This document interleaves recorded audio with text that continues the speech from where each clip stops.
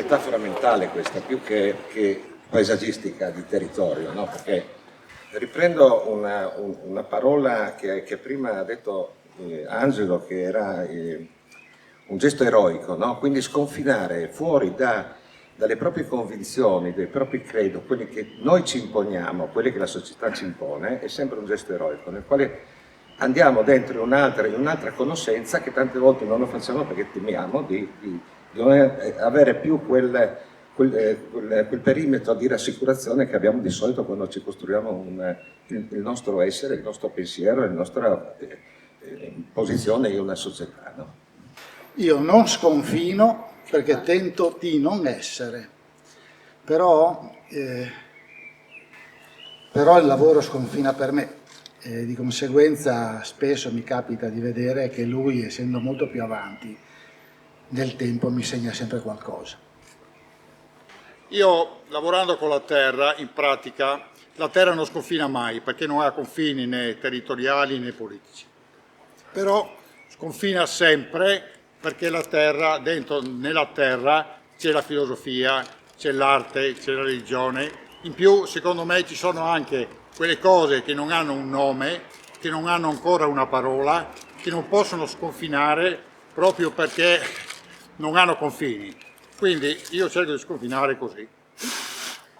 Federico ha scelto 2 foto sul sconfinamento estremo. Lo sconfinamento estremo è l'oltre. Io ho lavorato tanto su quello che è il confine tra l'essere e il non essere, sconfinare in quello che è il dopo, essere nel presente, immaginarmi il dopo.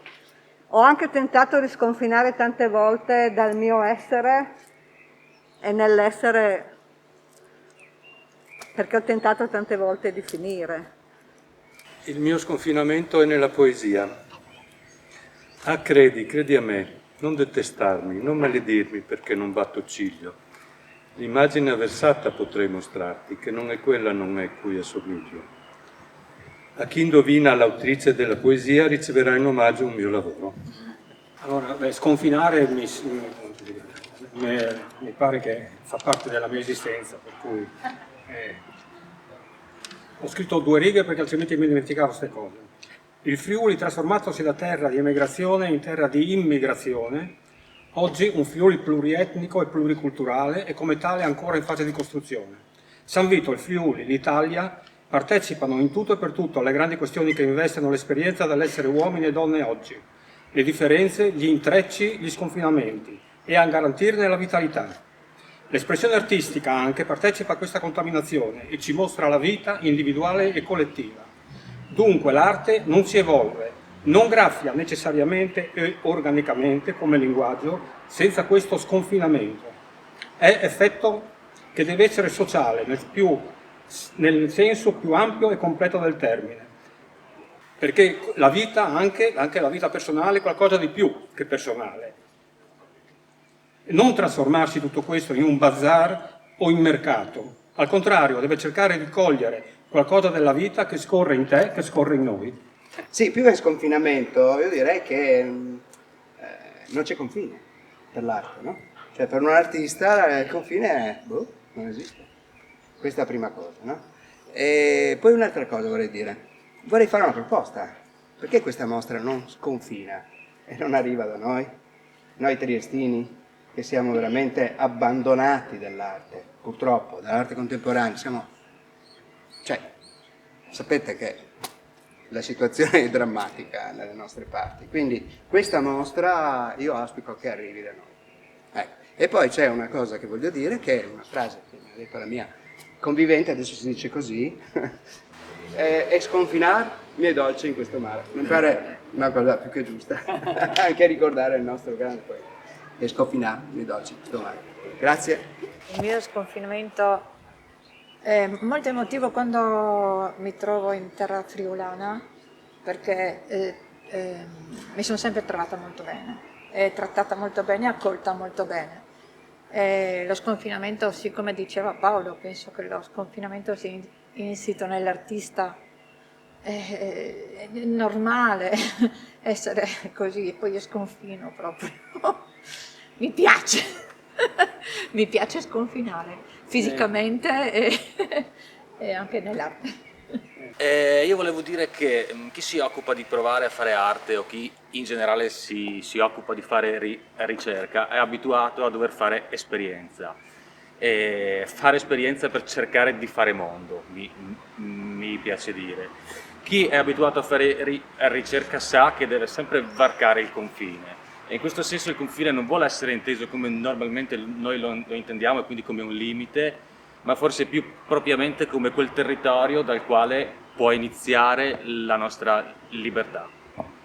Mancanza di ossigeno, esatto. Per me sconfinamento è essere chiusi in uno studio a lavorare e che le immagini sconfinino dentro il pensiero dell'artista. Quindi per me è questo, proprio, sì, lavorare. Ecco.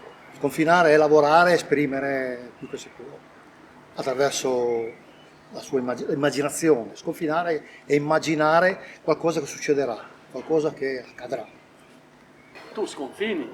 Certo, io non faccio altro che sconfinare. Da sempre. Da sempre. Passo da un confine all'altro.